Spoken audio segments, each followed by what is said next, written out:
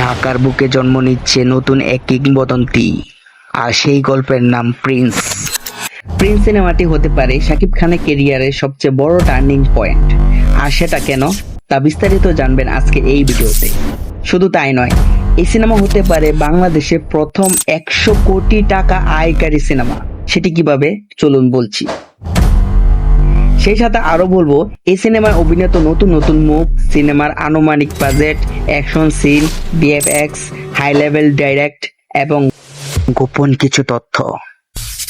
আর হ্যাঁ, মুভির একটি আনুমানিক ধারণাও দিয়ে দিব বোনাস হিসেবে। তাই দয়া করে লাইক বাটনটা পা দিয়ে চেপে ধরুন এবং সাবস্ক্রাইব বাটনটাকে মাথায় তুলে আছাড় মারুন। সাবধান, আবার ফোন ভাঙেন না। প্রথমেই আসা যাক এই সিনেমার নতুন মুখগুলোর দিকে। শোনা যাচ্ছে এই সিনেমায় জায়গা পেতে পারে জাহের আলভী। কি বিশ্বাস হচ্ছে না?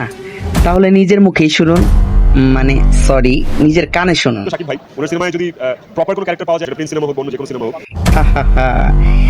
এই শান্ত ভাই কাবি মিথ্যা নিহি বলতা, মানে আমার হিন্দি একটু দুর্বল। যাই হোক, ভিলেন হিসেবে থাকতে পারে প্রসেনজিৎ, মানে আনুমানিক। এবং হিরোইন থাকবে 3 জন, যার মাঝে 2 জন বাংলাদেশে এবং 1 জন চীনের। সরি, আমি কি চীন বলেছি? মজা করেছি। আরেকজন হবে কলকাতার। এখন বলা যাক কেন হতে পারে এটি 100 কোটি টাকার সিনেমা। পয়েন্ট নাম্বার 1, সিনেমাটি পরিচালনা করছে আবু হায়াত মাহমুদ, যা তার প্রথম ছবি, ফলে দর্শকের কৌতূহল থাকবে। পয়েন্ট নাম্বার 2, প্রযোজনা করছে ক্রিয়েটিভ ল্যান্ড, আর সিনেমাটি ডাইরেক্ট করছে ভারতের অমিত রায়, যে কিনা এনিমেলের মতো ছবি উপহার দিয়েছে। কি হলো, আবার বিশ্বাস হচ্ছে না? তাহলে দেখুন। হ্যালো, আমি অমিত রায়, শিরিন সুলতানা প্রযোজিত Prince once upon A time in Dhaka সিনেমায় as a director of photography হিসাবে আমি যুক্ত হয়েছি। Point number 3, high octane action scene, আন্তর্জাতিক মানে ভিএফএক্স, দুর্দান্ত প্রমোশন এবং ফাস্ট পোস্টার ভাইরাল, যার ফলে পাইরেসি আটকাতে পারলে এটি হবে বাংলাদেশের প্রথম 100 কোটি টাকা সিনেমা। এখন আসা যাক মুভির গল্পে। Prince once upon A time in Dhaka নামটাই বলে দিচ্ছে সিনেমার ভেতরে থাকবে ইতিহাস আর আধুনিক ঢাকার মিশ্রণ। এই সিনেমার মূল বার্তা হচ্ছে যখন শহর তার নায়ককে খুঁজে পায়। সিনেমাতে তৈরি করা হয় 90 দশকের আদলে, যেখানে শাকিব খানের 2 থেকে 3টি লুক দেখা যেতে পারে। শাকিব খান এখানে শুধু একজন মানুষ না, বরং পুরো ঢাকার প্রতীক হয়ে দাঁড়াবেন।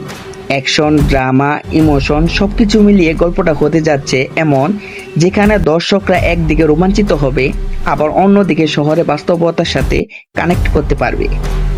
এখন প্রশ্ন হচ্ছে, কেন এই সিনেমাকে ঘিরে এত আলোচনা? এই সিনেমাটা কি পারবে পূর্বে তুফান, তাণ্ডব, বরবাদের মতো সিনেমাকে ছাড়িয়ে যেতে? উত্তর হচ্ছে হ্যাঁ, পারবে। কেননা এই মুভির বাজেট অনুমান করা হচ্ছে 20 কোটি টাকার উপর হতে পারে।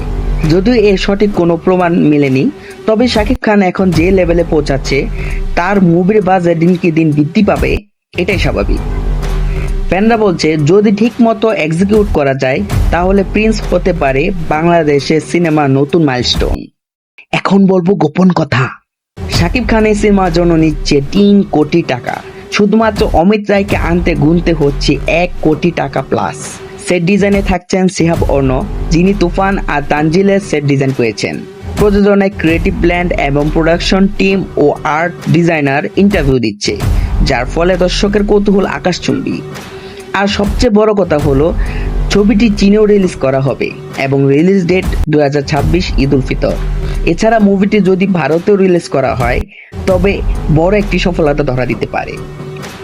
এখন প্রশ্ন হলো, এটা কি হবে শাকিব খানের কেরিয়ারের সবচেয়ে বড় ব্লকবাস্টার, নাকি আরেকটা সাধারণ সিনেমা?